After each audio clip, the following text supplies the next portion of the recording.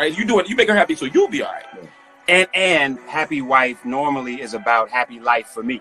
Right, that's what I'm saying. It ain't about her, it's about you. So Van says that because Jewish people showed up for Black Americans during the Civil Rights era, he now feels compelled to stand with them now. Let me be clear. What's the white liberal ideology I'm following? I'm not saying you. No, that's what you said. So I'm saying, which one? No one is free until we are all free. There is no room for any injustice.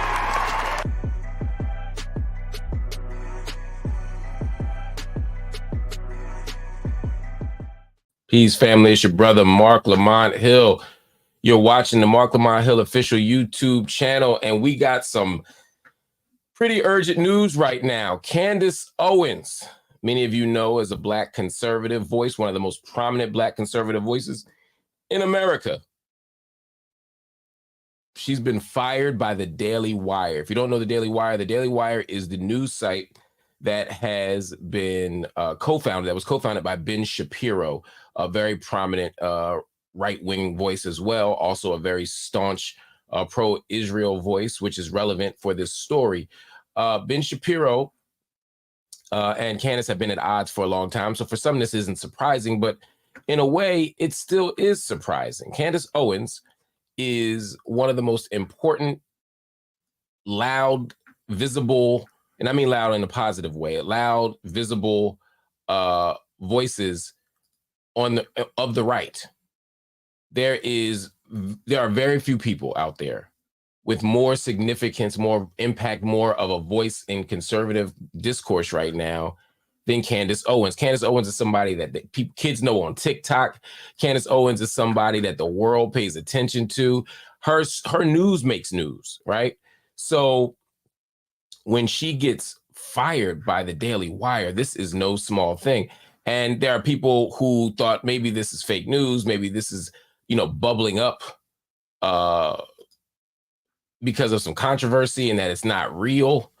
But then we look this morning and we saw the confirmation from Jeremy Boring. Jeremy Boring, of course, is the CEO of the Daily Wire. And he said very clearly, very unequivocally, that they have ended their relationship. And then Candace Owens herself, just 40 minutes later, tweeted it. So it's true now. She said, "The rumors are true. I am finally free. If you would like to support my work," and she takes you to her website. She tells you to give gifts, which I'm sure she'll get millions of dollars. And she even shows the old school photo of her round the way with rocking the Fila outfit in the hood. Interesting set of choices for everybody involved.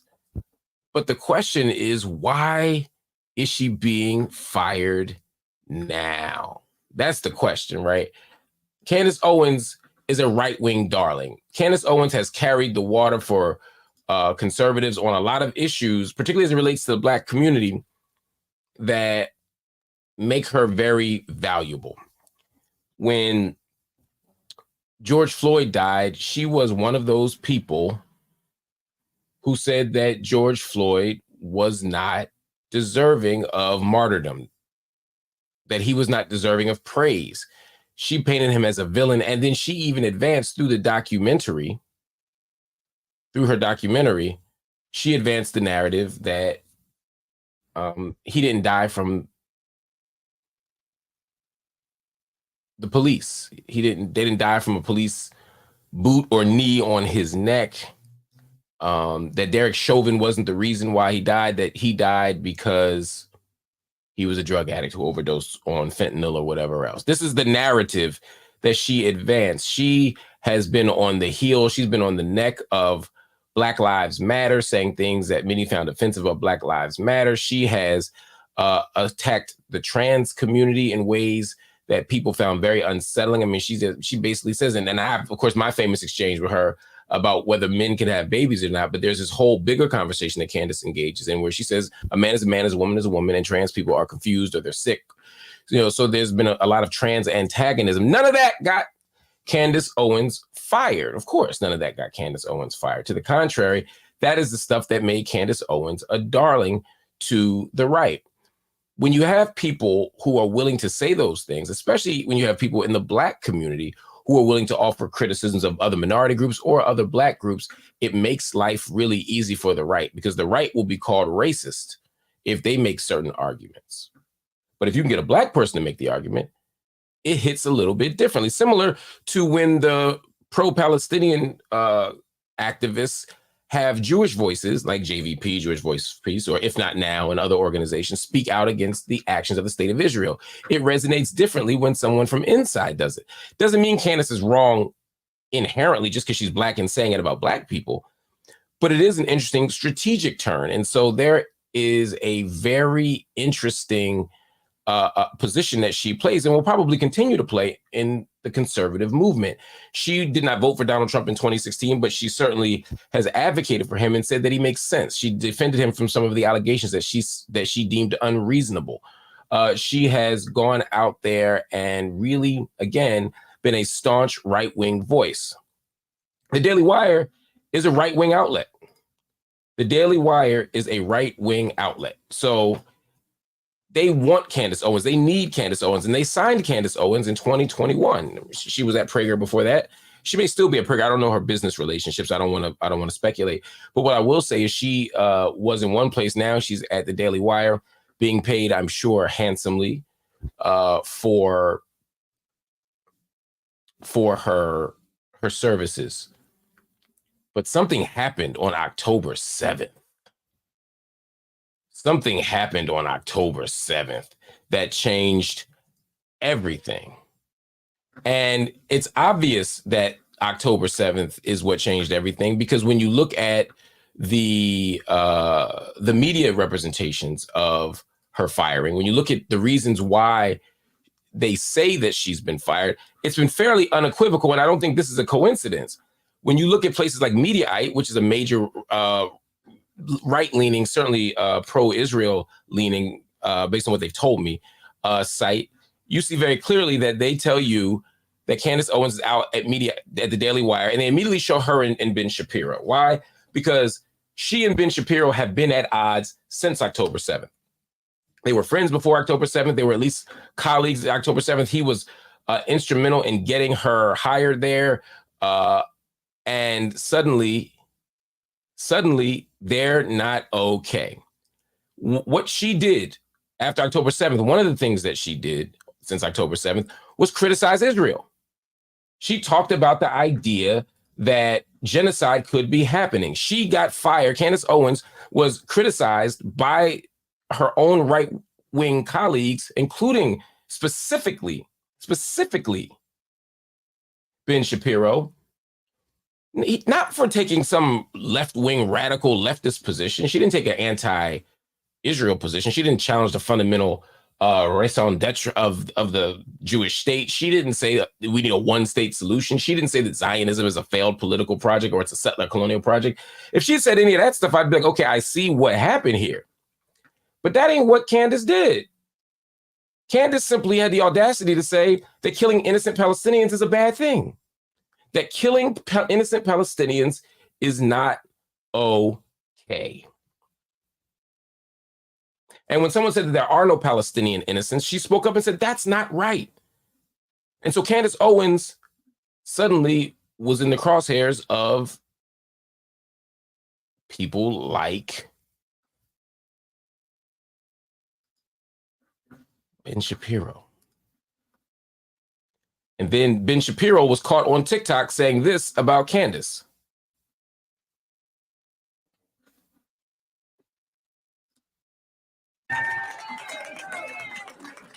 Yes, the question was about Candace Owens. I think her behavior during this has been disgraceful. Without a doubt, I think it's absolutely.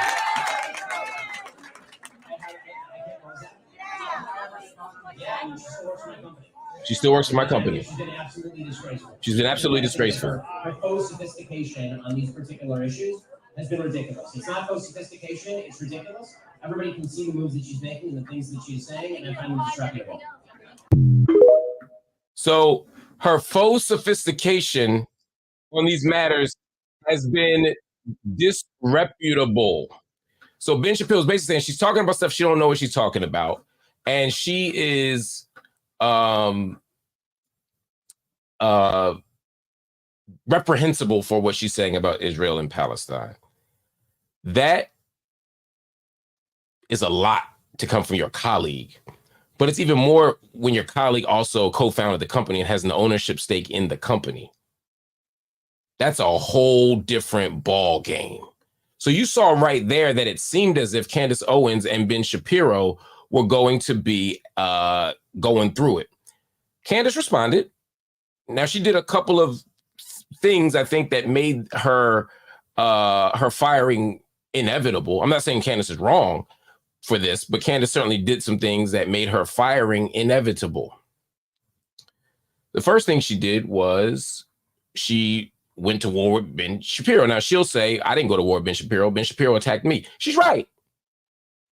Unfortunately, when it comes to the struggle for Israel, if you are not on the side of Israel and you're working for a company that is committed to being on the side of Israel, like the Daily Wire unabashedly, unambiguously is, then they're going to perceive you as being at war. And so she and Ben Shapiro probably haven't been good since then. But that ain't all of it. And when you get to the Mediaite article, and again, I encourage you all to read this stuff for yourself so that you don't think I'm just making this stuff up. When you get to the Mediaite article, they start to say some other things that make this more complicated, right? Let's start with the fact that Daily Wire, after she gave her opinion on Israel-Palestine, they said, cool. The very same individual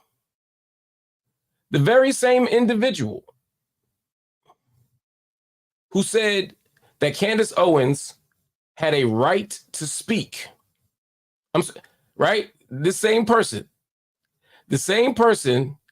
who said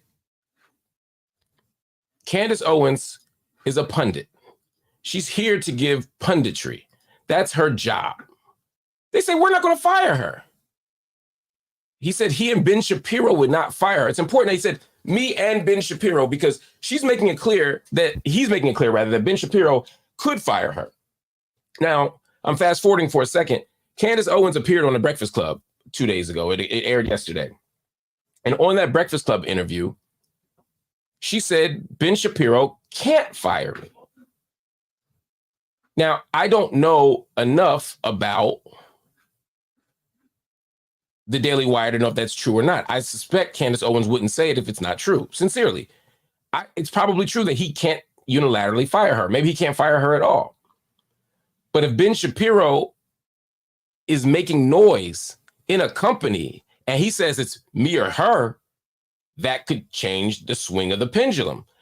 Remember when Kanye West said Adidas can't get rid of me? Even if I am anti-Semitic, Adidas can't get rid of me. Next thing you know, what did Adidas do? They got rid of him. Why did Adidas get rid of Kanye West? It wasn't because they didn't want his money. And it wasn't because they actually cared about politics. Adidas just wants to make bread. Adidas just wants to get paid. Adidas does not care about anything in the world. But when people start pressuring them, that's when the problem comes up. So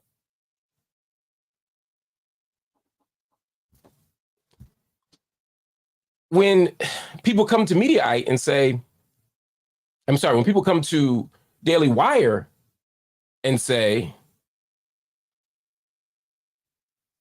well,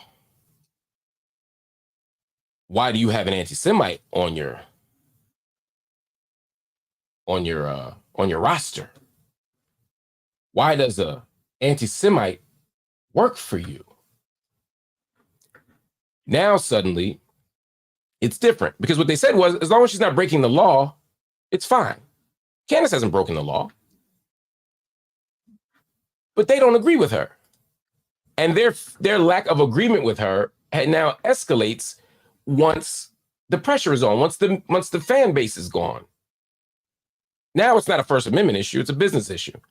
And it's a deeper political issue. The right wants to win. Republicans want to win.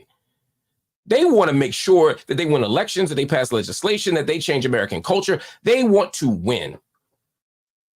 And they want everybody on their boat. And so what have you seen? What have you seen in the last few weeks to amplify this? Well, Candace Owens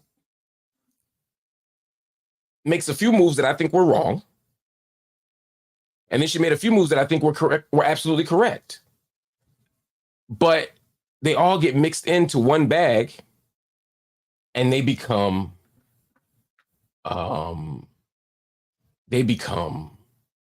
evidence of a case being made. One of those things was battling Rabbi Shmuley. If you all know Rabbi Shmuley Boteach, he is a very prominent rabbi, very well-known pro-Israel voice who got into it with Candace Owens. And Candace Owens didn't cower. Candace Owens clapped back. Candace Owens called Rabbi Shmuley an unholy rabbi. Candace Owens called him an unholy rabbi. Why? Because of how he treated her, because of how we talked about her, and she also was creeped out, I think, by the fact that that he co-owns a sex store with his daughter in West Jerusalem, allegedly. I haven't seen the store. I can't speak to that, but that's the narrative. And so they got into it, right? They got into it. And so for a couple of years, according to Candace Owens, he's been threatening her, saying he's going to financially ruin her, that he's going to destroy her. He's been saying all kinds of mean things about her. And this is from the Jerusalem Post article I'm showing you. I'm just trying to show all my homework. Right. And so she's saying it was blackmail. She's saying all these things. And so going against Rabbi Shmuley was a big deal.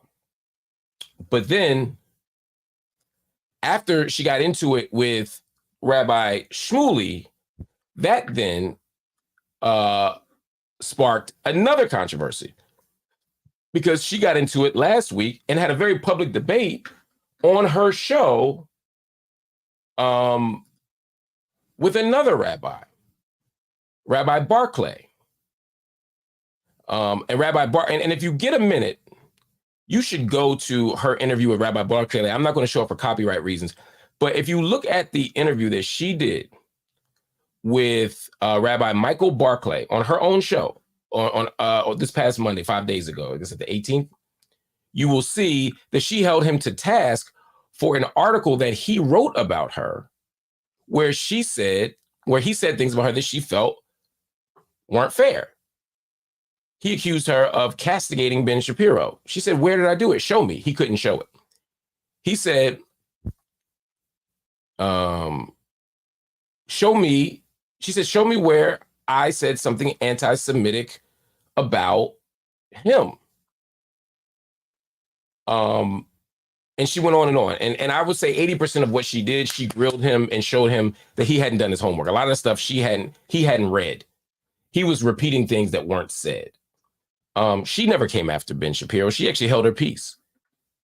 She actually didn't come after Ben Shapiro. She dog walked him in that debate. But he did point out some things that she did do. For example, calling Rabbi Shmuley's daughter a hag or a witch does play into anti-Semitic tropes and narratives about Jews as witches, right? She allegedly, and again, this is alleged. I'm saying allegedly, not just on some like, I know everybody likes to say allegedly now, like that's magic, but according to the reports, she on Twitter hit the like button on somebody who had something about Jews drinking Christian blood, and she hit the like button on it. Apparently, if you hit the like button on the wrong thing on Twitter, you can go down. If she did that, there are certainly anti-Semitic tropes about Jews drinking blood. It's another blood libel. They drink the blood of children. The Jews have horns. That Jews are witches. All of these are evil anti-Semitic narratives. I don't think Candace Owens is an anti-Semite. I don't. But I do think that she has repeated some anti-Semitic narratives and some anti-Semitic tropes. And I think because she's been hurt so badly by Rabbi Shmuley, she was like, I'm not monitoring my speech. And she said that, right? This isn't me guessing. She said that. She said Because what Rabbi Barclay said was, well, now that you know about the history of witches and the narratives about anti-Semitism and Jews being witches and hags, could you reflect and say you could have used a different word to insult her? And she basically said, I'm not changing my speech for that person. That was the moment where I wish she had said something different. Because if once you realize something's anti-Semitic, you got to stop doing it. Now, the word anti-Semitism has been weaponized, and now any critique of Israel becomes anti-Semitic. That's a point she made that was correct, right? Now everything becomes anti-Semitic, and he basically said, well, you can't tell me what anti-Semitism is, just like I can't tell a black person what racism is. But he's a right-wing voice, and I guarantee you, if I were to say to her, the way you were talking to Candace so condescendingly was racist, he would say, no, it wasn't, right? So everybody has a right to resist the narrative. We don't have to accept that we're whatever just because people say it. We should listen to the voices of the people who are most harmed, but we can't fetishize them, especially when there are different voices. And then Candace did something else, something interesting. Candace appeared on Black media. Candace appeared on Black media. That ain't never going to work out for you unless you're on a very particular mission. Candace Owens went on The Breakfast Club. Now, I don't think Candace Owens got fired for going on The Breakfast Club by any stretch. I actually think she made some interesting headway. I think she made there are a lot of people who were outraged by it. There are people who were disgusted by it. And then there were people who were like, oh, Candace made more sense than I expected. So I think that if you don't like Candace and you kept not liking Candace, no harm, no foul. If you didn't know about Candace or didn't like her and you watched it and liked her more, that's an inroads. But in that interview on The Breakfast Club, which aired yesterday, Candace talked about lots of stuff. Some of the stuff had nothing to do with Israel-Palestine. A lot of it had nothing to do with Israel-Palestine. She talked about why she became a conservative. She talked about why she married a white man.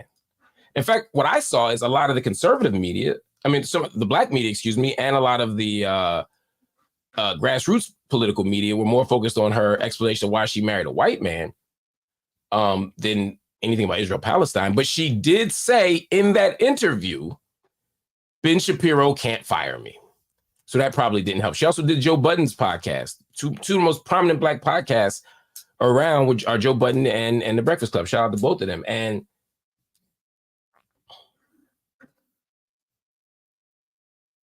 she got fired the next day after The Breakfast Club. Again, I don't blame The Breakfast Club, but that was another platform. And so you have to ask yourself, Candace isn't naive. Maybe Candace was saying, look, I know the writing is on the wall here at the Daily Wire. I need to start expanding my base because I'm going solo. Because Candace Owens ain't stupid. If she's making these moves, she's making them because they make sense for her. So all of this adds up and kind of fits. But I knew that Candace Owens wasn't long at the Daily Wire when something else happened. Yesterday, the ADL, the Anti-Defamation League, they posted about Candace Owens. The ADL posted about Candace Owens. And once the ADL said, hey, we're going to post about Candace Owens, once they made their move against her, I suspected all bets were off. Because the ADL, they're kind of like the feds, right? Like when the feds make a case against you, it ain't like state court. The feds build a case. They make a full case and then they come out with it. The ADL had been building a case against Candace Owens, finding things that she's done and then pointing them out, collecting them. And she said, and here was the last straw for them. White supremacists and Holocaust denier Nick Fuentes is praising Candace Owens' vitriolic anti-Semitism. It's hardly surprising, but it does set off alarm bells. When bigoted people come together and push an anti-Semitic agenda, it adds fuel to the fire of hate. Now, this is a tough situation here because Nick Fuentes is a racist. Nick Fuentes is a white supremacist. It's sort of hard to imagine why white supremacists would love Candace Owens, but he said, I love Candace Owens. But he also praised her for going after the Jews. Nick Fuentes is an anti-Semite. Nick Fuentes is not critical of Israel. He's not critical of Israeli policy. He's not critical of Netanyahu. He's not critical of political Zionism. Nick Fuentes is a dyed-in-the-wool anti-Semite who hates all Jews. I do see the irony of his name being Fuentes and being such a white nationalist, but that's another story for another time. Point of it is, Nick Fuentes praises her.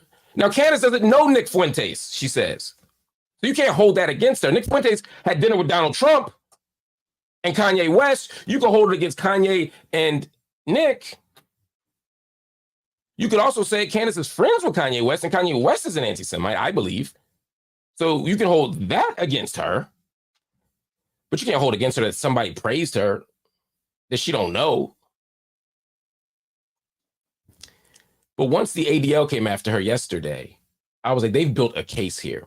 And they mentioned the fact that she hit the like button on this, the like button on that. And then, of course, there is the comment that never really went away. It's a comment that never really went away. She said, I'm going to read it. I'm going to read it carefully because I don't want to be accused of misrepresenting. She was giving a speech and she was asked a question about her support for nationalism and whether nationalism was different about nationalism. And she said nationalism was different from Nazi Germany. She said if Hitler, this is what she said. She said if Hitler just wanted to make Germany great and have things run well, okay, fine. Right? Because she said when people think of nationalism, they always go to Hitler, like the worst extreme. I'm reading her as generously as possible. Okay, I'm reading her as generously as possible because I actually, again, I think she was putting too much dip on her chip. I don't think she was trying to be anti-Semitic here. You know, I'll let her comments speak for themselves. Check this out. The No definition gets. Y'all ain't gonna get me. Yeah, I agree. I actually don't have any problems at all with the word nationalism. I think that it gets the definition gets poisoned by elitists that actually want globalism. Globalism is what I don't want. So when you think about whenever we say nationalism, the first thing people think about, at least in America, is Hitler. You know, he was a National Socialist. But if Hitler just wanted to make Germany great and have things run well, okay, fine. The problem is that he had dreams outside of Germany. He wanted to globalize. He wanted everybody to be German, everybody to be speaking German, everybody to look a different way. That's not, to me, that's not nationalism. In thinking about how it could go bad down the line, I don't really have an issue with nationalism. I really don't. I think that it's okay. It's important to retain your country's identity and to make sure that what's happening here, which I think is incredibly worrisome in terms of the decrease in the birth rate that we're seeing in the UK, is what you kind of want to avoid. So I don't have anything problem. I have no problems with nationalism. It's globalism that I try to avoid.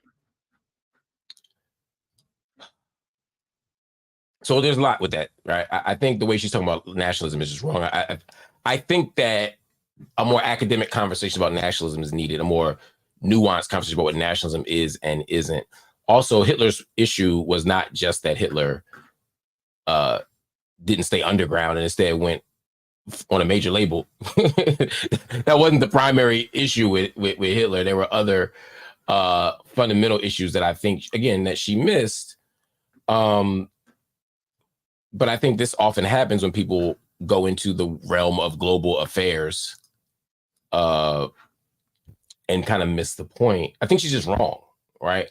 And she later spoke out against it and said Hitler wasn't. She said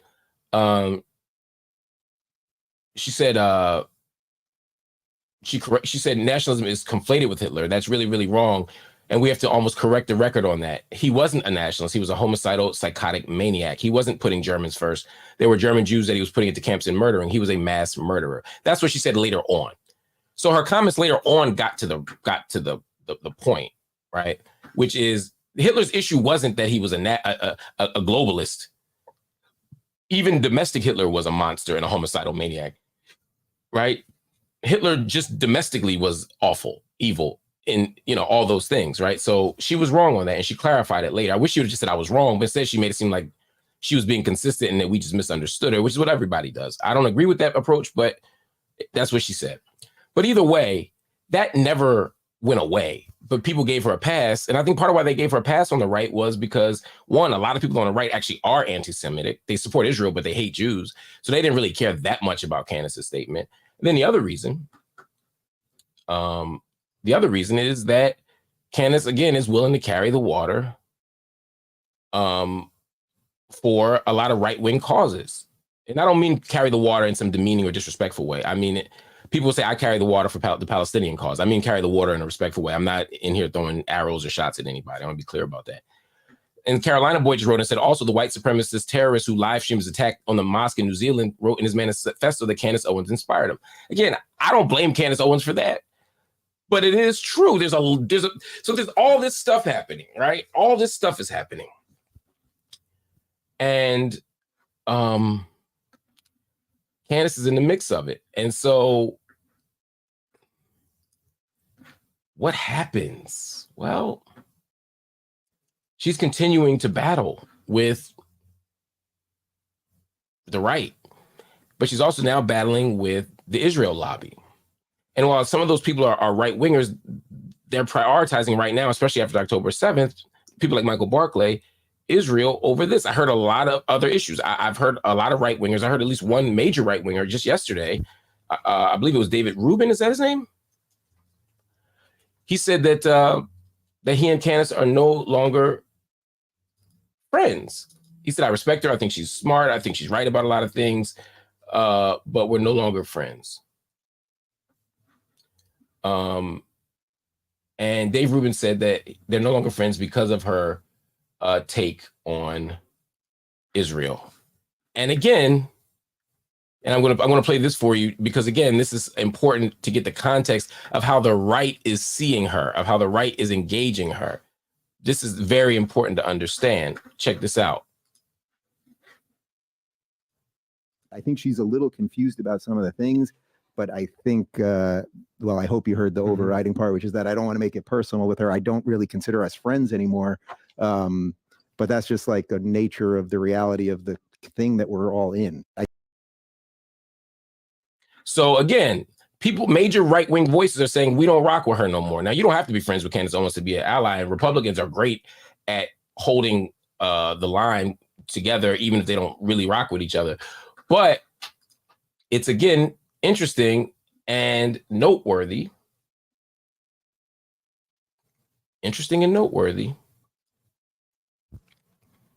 That this is the issue that got her fired. She went to war with Israel and the Israel lobby. Now, this isn't, let me be clear, because I know y'all like to look for conspiracies and smears and all that stuff. I'm not saying there's some Jewish conspiracy. This isn't a Jewish conspiracy. This isn't some cabal of power. It's just very simple. She works for a company that's co-founded by a ardent Zionist. And it's hard to be any critic of Israel if your boss or people who have power in the company, i.e. the co-founder, is a Zionist, right? It's just that simple. You can't be anti-gun if the CEO is head of the NRA. It just doesn't last. They can say they like free speech, but they care about that Second Amendment more than the First Amendment. And that's what happened here. It's that simple. That is what happened here. Candace Owens spoke the truth as she saw it. And they loved it when it was about George Floyd. They loved it when it was about motherhood. They loved it when it was about Black people having babies too soon. They loved it when it was about trans people. But now that it's about Israel, now her free speech doesn't matter. Now her free speech doesn't matter. And I think Candace Owens, where she went wrong here, is not telling the truth about Israel. I think she also sat next to some people who are anti-Semitic, like Kanye West. I think she played into anti-Semitic tropes, even if she didn't mean to. And when they were pointed out to her, she doubled down. When you write Christ as King, when you tweet Christ as King right after an entrenched debate with a Jewish person, it could be interpreted that you're making some kind of theological move there, and that not just that you're saying Christ is King, but that you're making an argument about Christ in relation to Jews. It's not a stretch. Now, I'm not saying that was Candace's intention. I don't know what's in her head, but I'm telling you that the optics weren't good. So at the end of the day, I see some people in here saying, I'm mad. You're lying, bro. Kanye is not anti-Semitic. I disagree. I think Kanye West is anti-Semitic. And I'm not spending an ounce of energy dying on a hill to defend Kanye West as a non-anti-Semite when he's done nothing but say anti-Semitic shit. And I've seen no reason to believe that it's otherwise with him. If you got evidence of it, bring it. Otherwise, I don't see it. So that's the deal with Candace Owens. Candace Owens got fired. And let me be clear. Let me not say Candace Owens got fired. Maybe they decided to part ways. Maybe they just decided to part ways. Maybe Candace Owens absolutely didn't get fired.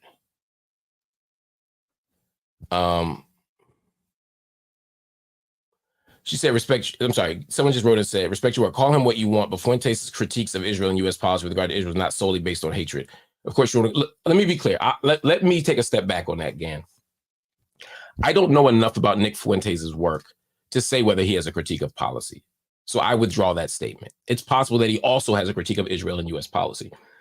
What I do know about Fuentes is that he also speaks from a place of Jew hate. And I'm saying, so and both can be true. David Duke has a critique of Israel, U.S. policy, but he also is an anti-Semite. So I can't, so you're right. I withdraw my remarks about Fuentes' policy positions, but I hold on to the fact that, as this person just said, Fuentes is a bona fide Nazi. He is an anti-Semite, and I am not backing down on that. And he's a white supremacist anti-Semite, and who may have some policy positions as well. I don't know. You say you don't know anything about what Kanye West is saying too. Do you actually listen to us? Yes. I've watched every Kanye West interview. I've watched every Kanye West tweet. I've seen every Kanye West video, and I am very comfortable saying that Kanye West is an anti-Semite. And again, that's not what today's topic is about. We can revisit that if y'all want. Somebody said, how is it not anti-Semitic when Israel is bombing my entire, how is it not anti-Semitic? Israel's bombing my entire family. Look, two things can be true at once. I don't think I fully understand your question. Maybe there's an extra negative in there, but if you're saying, I'm saying we can have critiques of Israel and not be anti-Semitic. And I think what Candace Owens was doing after October 7th was just that. I think she was saying, hey, their genocide is a problem. And what happened on October 7th was awful, but that doesn't mean that killing innocent Palestinian children isn't also awful. And Rabbi Barclay tried to get her to say that what happened to Israelis was a unique evil and not like any other, like as if Israeli babies are worth more than Palestinian babies or Ukrainian babies or Ugandan babies or Congolese babies or Sudanese babies or Haitian babies, and they're not. And that's all Candace was saying. So I actually stand with Candace on that. Candace Owens says some shit sometimes that's true. We don't agree on some fundamental things, but we also agree on some fundamental things. And I think that's the case with most people. But the thing she disagreed with the Daily Wire on got her fired. And so now the only question left is what is next? What's next for Candace Owens?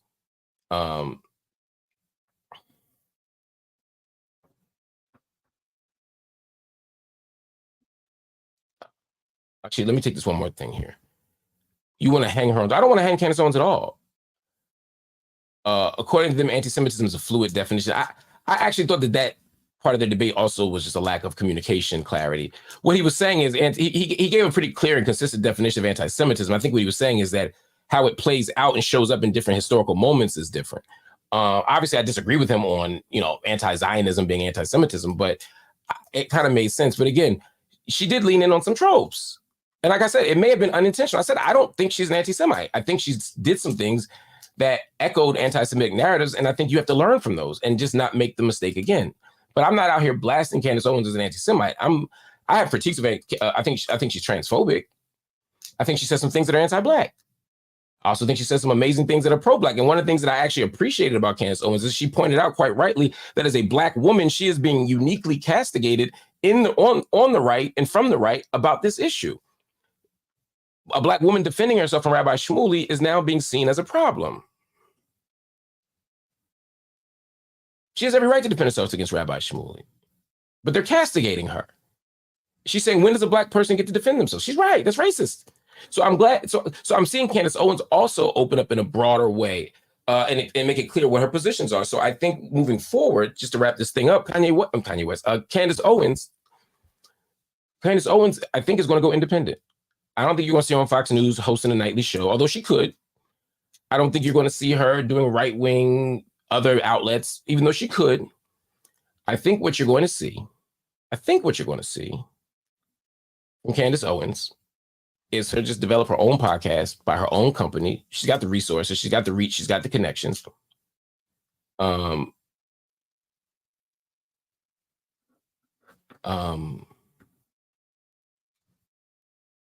I think you're going to see Candace Owens appear on YouTube and all these other platforms and just do her thing as her own unique voice, just like Megyn Kelly's doing, just like other people are doing. I think that's the end game here. We'll see what happens. Anyway, y'all, I always wanted to break it down for you, tell you why this happened at this moment versus other moments and what's next. So thank you for watching. Always appreciate y'all watching the Marc Lamont Hill official YouTube channel. If you want more content like this, please, first of all, hit the like button now. There's a couple thousand people live right now. Everybody who's live right now, I'm going to ask you to hit the like button so that we can spread this content so that people know what's going on. The other thing I'm going to ask you to do is hit the subscribe button. Just hit the little subscribe button underneath, and it'll make you feel good. And it'll keep you updated with more content just like this. And if you're so inclined, hit the join button, become a subscriber to the channel. We do this every single day. Especially watch Night School Monday through Thursday. Night School, it's my nightly show right here on YouTube at 10:30 p.m. Night School. You can check it out every single night, Monday to Thursday, where we cover the latest topics, the hottest topics across pop culture, politics, and everything else. Make sure you check it out. And right now, if you just want to make a donation to support independent media, independent truth-telling, political education, you can go right to the Cash App. Right now, if everybody just gave $2 who's on right now, we'd be able to support our production team, our editorial team, and help contribute to our studio construction. If you just gave $2, if you just go to Cash App right now, do $MLHTV. I'm only asking $2. $2 from you goes a long way. If everybody gives a little, nobody has to give a lot. You can always give more. We appreciate it. But if everybody right now online just gives $2, we'll go a long way toward meeting our goals. Anyway, family, I'll see y'all later. We'll talk soon. Later tonight, I'll give the Gaza update, and peace.